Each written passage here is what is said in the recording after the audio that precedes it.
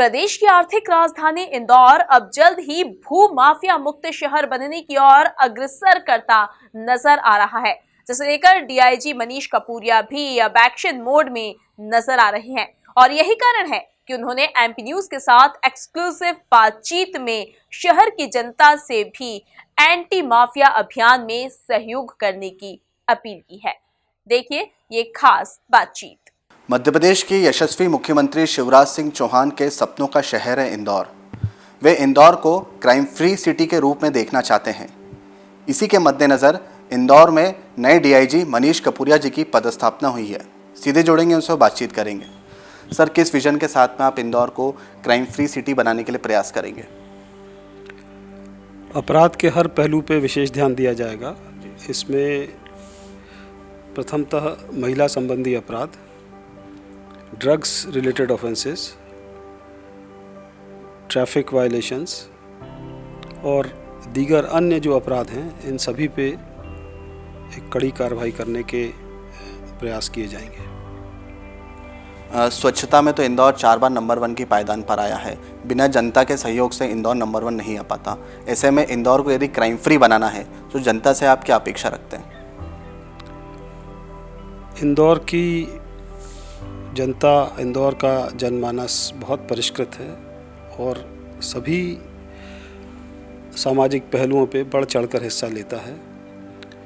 Crime के संबंध में भी हमें सहयोग की पूरी अपेक्षा है। जो प्रथम हमारी इस समय प्राथमिकता है वो मैंने आपसे अर्ज़ की अभी, महिला संबंधी अपराध, ट्रैफिक वायलेशंस।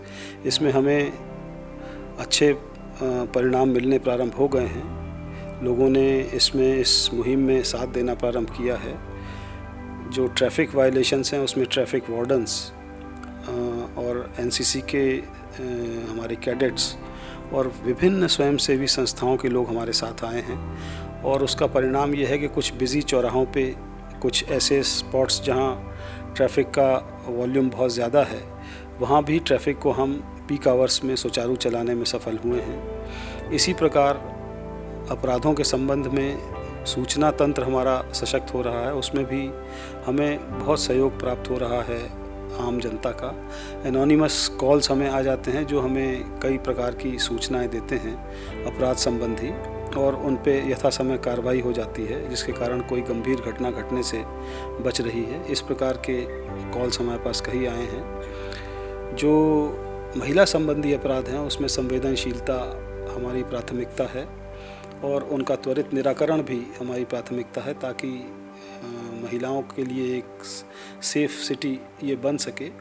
और इस संबंध में भी हम प्रयास कर रहे हैं। एक जन सहयोग इस संबंध में भी हमें प्राप्त हुआ है। सीएम शिवराज सिंह चौहान ने सभी आईपीएस ऑफिसर्स को निर्देशित किया है कि जड़ों पर हमला किया जाए, तो फिर आखिर क्यों अभी भी बड़े बड़े भूमाफिया पुलिस की गिरफ्त से बाहर है?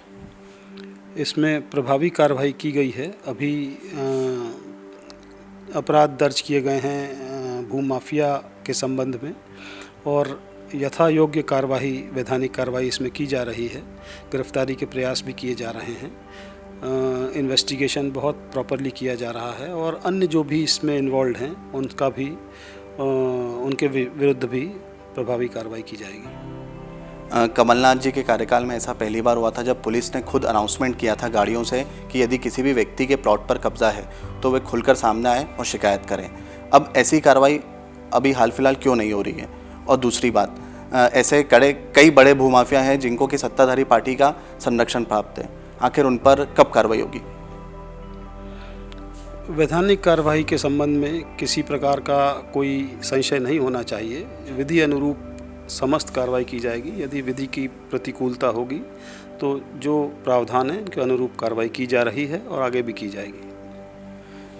जी हाँ, निश्चित तौर पे तो ये थे इंदौर के नए डीआईजी मनीष कपूरिया जी, जिन्होंने साफ तौर पर सभी बड़े भूमाफियाओं को चेतावनी दी है कि यदि वे अब भी नहीं सुधरे तो उन पर सख्त से सख्त कार्रवाई की जाएगी। वहीं उन्होंने जनता से यह भी अपील की है कि वे खुलकर सामने आएँ और यदि उनके ज़मीनों पर कब्जा किया गया है तो वे थाने में शिकायत करें, पुलिस सख्त से सख्त कार्रवाई करेगी। कैमरा पर्सन अरुण यादव के साथ युवराज सिंह पुरावत की रिपोर्ट, एमपी न्यूज़, इंदौर।